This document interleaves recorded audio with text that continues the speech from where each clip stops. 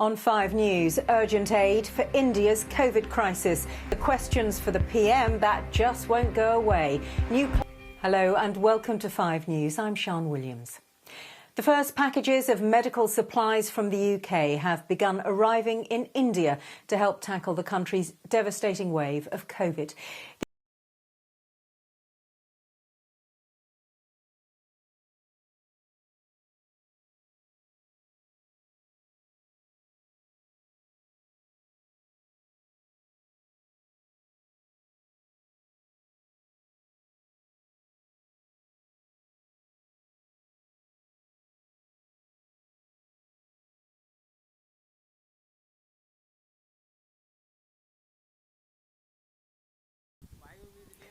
Here, Boris Johnson has offered a warning about coronavirus, saying we are not out of the woods yet.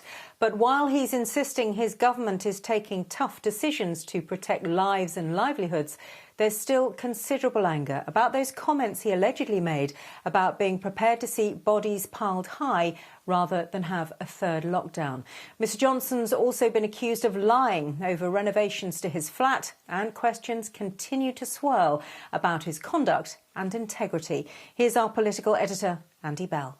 Andy, Boris Johnson is also a writer, of course, and he's known for his use of language. Perhaps, though, it's that extravagant use of words which is now raising some very tricky questions. Yes, is his love. England is now inviting people aged 42 and over for COVID jabs. The national booking system has been extended for the second day in a row, and it comes as more than a quarter of people in the UK have now had both jabs of a COVID vaccine. That's well, the numbers of daily deaths and cases continues to fall. A group of police officers in the United States are being investigated for arresting a woman with dementia and mocking her as they watched a video of the incident. 73-year-old Karen Garner was forcibly detained for not paying for £10 worth of goods from a supermarket.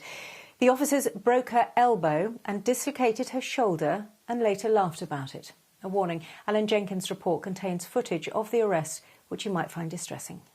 Stop. We'll see you after the break.